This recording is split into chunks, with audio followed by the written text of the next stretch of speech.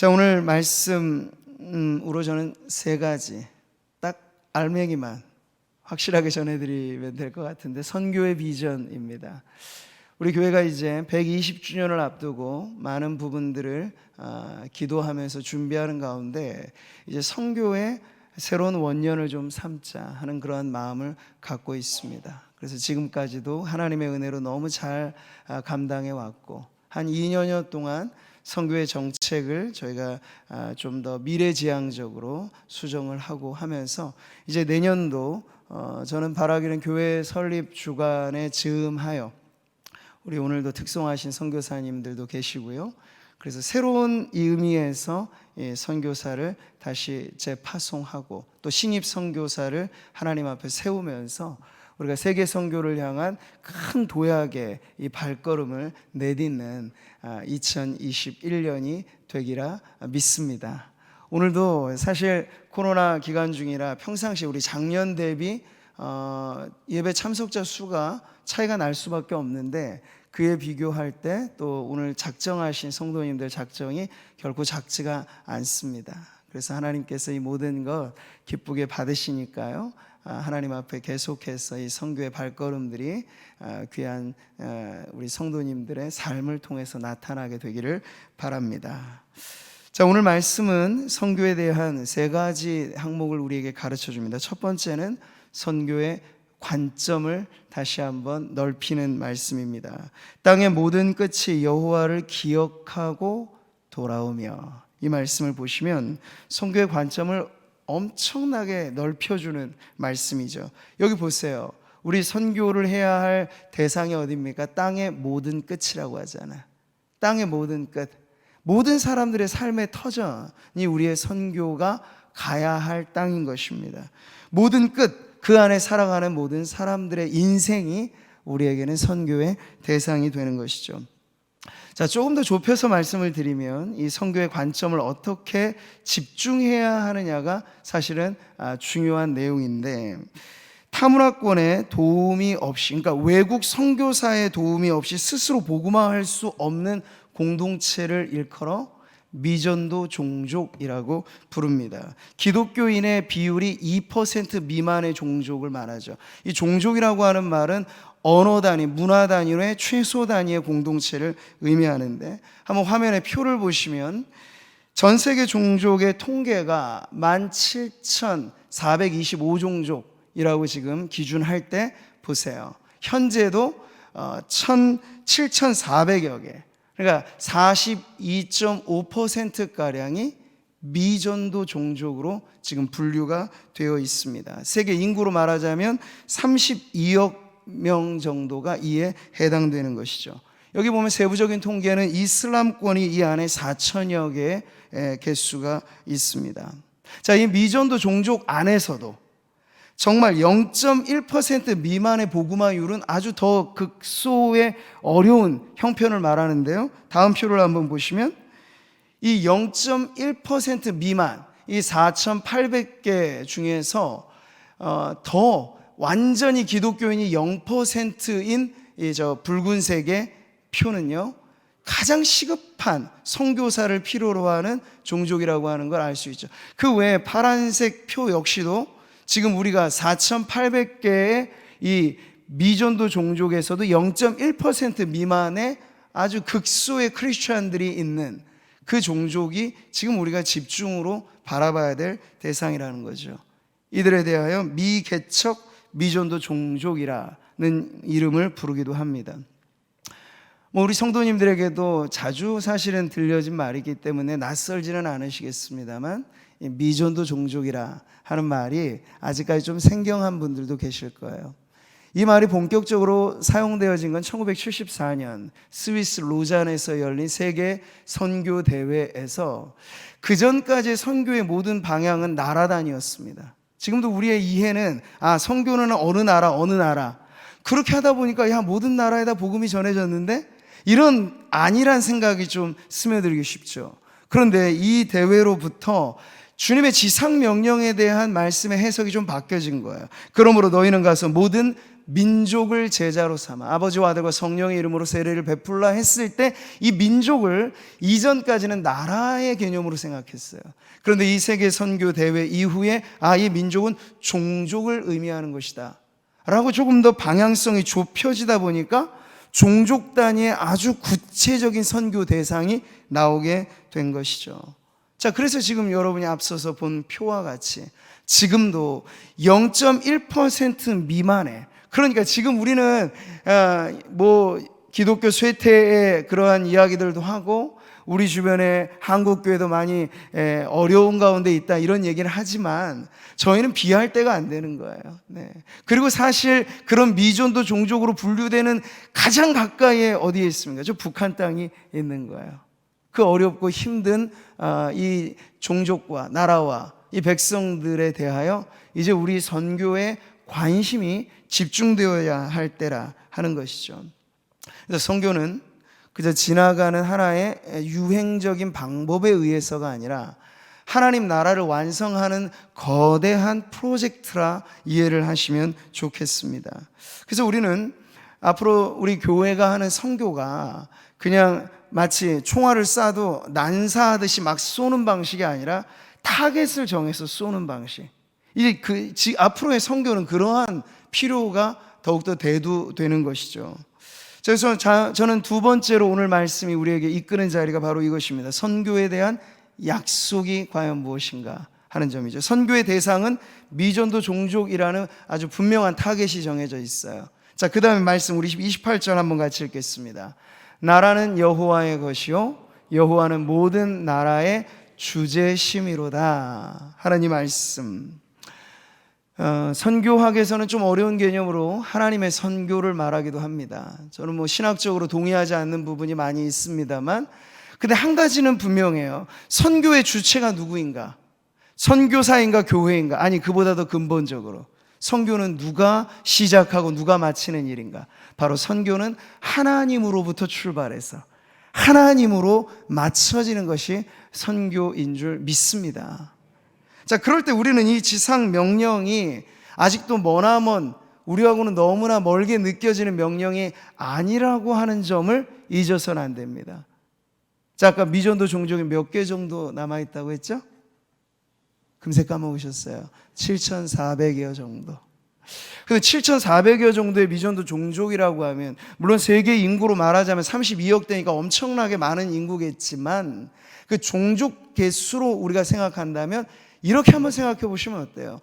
너희는 우리가 선구 제창도 하지 않았습니까? 만민에게 나아가서 이 복음을 전하라 라고 하는 주님의 그 지상 명령이 딱 꽂혀서, 만약 한 지역 교회가 하나의 미전도 종족을 입양하고 그 미전도 종족 복음화를 위해서 선교사를 길러내고 선교 단체든 누구와 협력을 하서라도 그 하나의 미전도 종족을 한 교회가 책임진다면, 남은 7,400여 정도의 미전도 종족의 복음이 전해지는 날 우리 주님이 다시 오실 것에 대한 기대를 우리가 갖게 되는데, 그러면 이 땅의 지역의 교회로 말하자면 7,400여 교회만 제대로 선교에 불이 타올라서 이 사명에 꽂히면, 그리고 그 일에 열정을 쏟아부으면, 여러분, 남아있는 이 과업이 어렵게만 느껴질 일은 절대 아니라는 것을 알 수 있어요.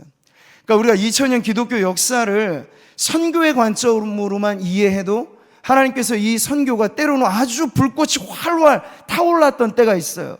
일컬어 선교의 위대한 세기라고 불려지는 19세기에서 20세기로 넘어가는 그때 이 미국을 중심으로 학생 자원운동이라는 거대한 선교 운동이 일어났습니다. 이 대학생들 안에 일어났던 이 선교의 불꽃이 피어선 박사가 주축이 되어서 일으켰는데, 그때 구호가 이거예요. 우리 모두가 모두에게로 가야 한다. 근데 여기에 마음에 불타올라서 조선이라고 하는 무명한 그 나라를 찾았던 이가 우리가 지금 알고 있는 그 모든 걸출한 선교사님들이 이 학생 자원 선교 운동에 스스로 동원되어서 참여했던 분들이거든요. 그때 당시에는 10개 나라를 선정하여서 여긴 최우선으로 선교사가 파송되어야 한다. 근데 그걸로 만족하지 않고 그 다음 스텝은 100개 나라를 정해서, 물론 이때까지만 해도 나라 단위의 선교였기 때문에 이렇게 진행이 된 것이지만, 여러분 그 짧은 시간에 몇십 년 안 되는 어간에 하나님께서 불을 지펴 주시니까 엄청나게 선교의 역사가 단시간 내에 급 진전되어진 걸 우리는 보게 됩니다. 자, 이제 21세기로 넘어와서 선교의 동향은 어떻게 바뀌어지고 있습니까? 이전까지만 해도 목회자가 선교를 한다라는 그러한 고정관념에서 이제는 아니에요. 전문인, 평신도들이, 목사의 직분으로는 들어갈 수 없는 곳이 대부분 이제 이슬람권이고 막혀져 있는 지역이거든요. 근데 목사의 자격으로는 못 가도 평신도로는 얼마든지 갈 수 있어요. 의사로는 갈 수 있고, 교사로는 갈 수 있고, 엔지니어로는 갈 수 있어요. 이런 평신도 전문인 선교의 시대가 이제 21세기의 선교의 아주 중요한 동향으로 자리를 잡고 있는 것이죠. 자, 이런 모든 것을 보면 우리가 정한 방식과 다르게 하나님의 계획은 언제든지, 때로는 공부하는 학생들을 일으키기도 하시고 목회자들을 통해서 발전시키기도 하시지만, 이제는 모든 평신도들이, 그래서 구약 성경에서부터 우리에게 대망한 성령의 약속은 그것 아닙니까? 성령이 임하시면 목회자들만, 몇몇 선교사들이라고 불려진 특수 계층에게만 성령이 임하신다 말씀하지 않잖아요. 모든 성도들에게.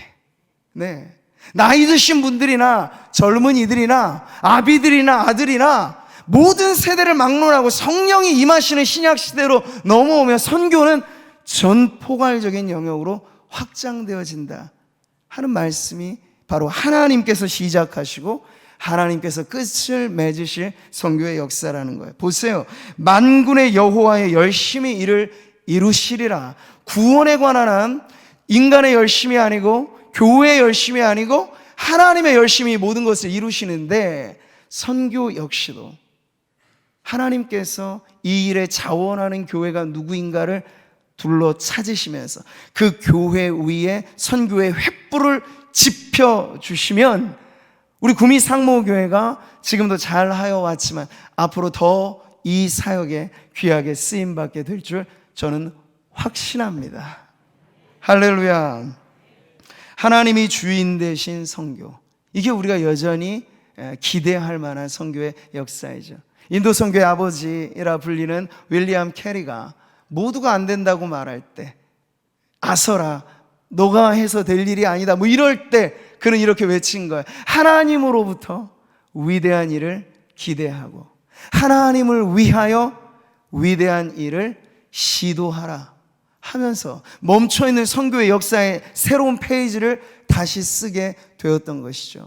사랑하는 성도 여러분, 이제 오늘 이것이 우리의 인생의 구호가 되기를 바랍니다.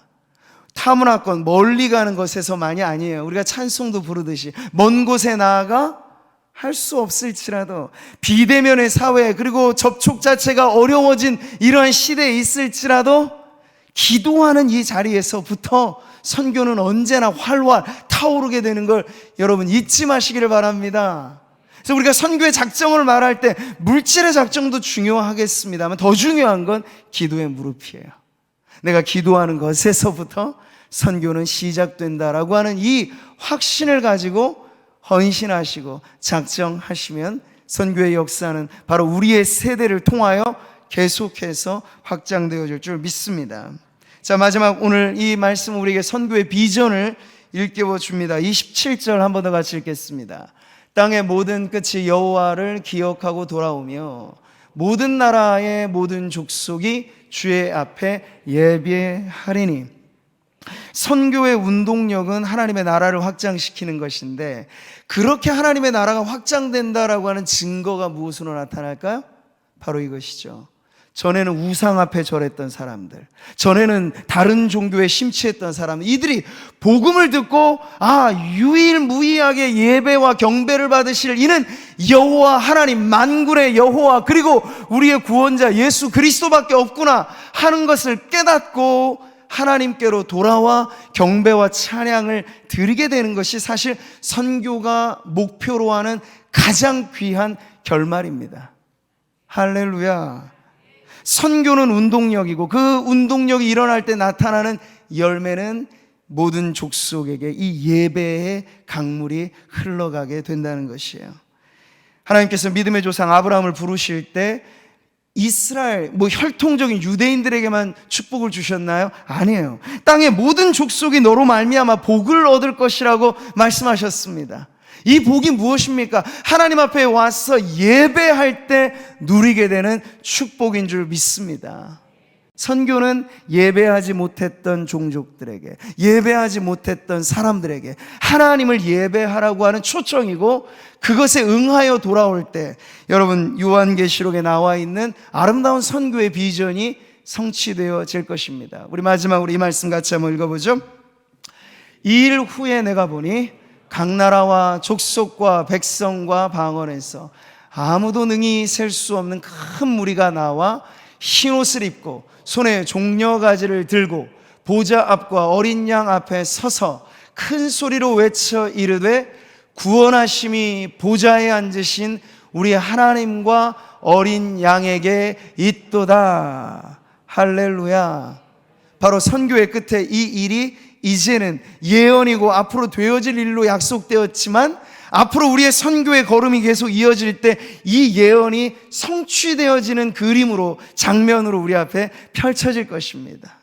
그래서 우리가 동서남북 가릴 것 없이, 그러나 특별하게 우리의 선교에 집중할 대상을 아직 한 번도 그들의 언어로 복음을 들어본 적이 없고, 성경책이 그들의 언어로 번역이 되지 않고, 선교사가 그들의 발에 그 땅에 내딛지 못했던 이들에게 이제 우리가 집중해서 선교사를 파송하고 선교사를 지원하고 그리고 함께 공조하여 이 사역을 이루어 갈 때 남아있는 4,800여 개의 미전도 종족 중 우리 구미 상모교회에게 맡겨주실 종족만큼 우리가 주님 앞에 선교에 헌신한다면, 오늘 이 비전의 문구처럼 우리가 주님 앞에 서는 그날 그 족속이 우리와 피부색이다라고, 흑인일지도 모르고 백인일지도 모르고 우리와 전혀 문화권이 다른 그 사람들이 우리에게 와서 손에 손을 잡고 우리 구미 상모교회 성도들의 선교로 우리 종족이 복음화됐습니다, 당신들의 헌신으로 우리가 예수 믿게 되었습니다 라고 말하는 그날이 이르게 될 것입니다. 이게 우리가 바라보는 선교의 비전입니다. 이 일에 우리 모든 성도님들이 기도로부터 또 크고 작은 물질의 헌신으로 이어가서 이 내년 우리 다시 한번 선교에 박차를 가하고 우리 교회가 존재하는 이유로서 이 선교를 이어갈 때 성도님들의 그 삶에 더욱더 하나님의 축복이 넘쳐나시기를 바랍니다. 우리 성도님들이 개개인으로 선교를 참 열심히 많이들 하세요. 제가 부탁드리고 싶은 것은 이제 우리 교회의 선교가 명확한 방향성을 가지고 집중하여 나아갈 때 흩어져서 힘을 나누는 것이 아니라 교회로 모아주십시오. 그래서 저희가 기도하면서 교회의 이름으로 시행되어지는 이 선교가 더 광활하게 펼쳐갈 수 있도록 우리 성도님들의 개개인의 헌신이 교회를 중심으로 해서 땅끝을 향하여 뻗어나가는 그런 선교의 비전으로 나아가게 되기를 주님의 이름으로 축복합니다. 우리 같이 찬송 부르고 기도하겠습니다. 이 비전, 선교의 비전, 각 나라와 족속과 백성과 방언에서 수를 헤아릴 수 없는 무수히 많은 사람들이 어린 양의 찬송을 부르게 될 그날을 꿈꾸면서, 하나님, 이 일을 위하여 저를 써주시고 이 일을 위한 저의 기도가 주님 앞에 쓰여지기를 원하고, 이 일을 위하여 저의 물질이 주님께 들려지기를 원하고, 우리 교회의 선교가 사용되기를 원합니다.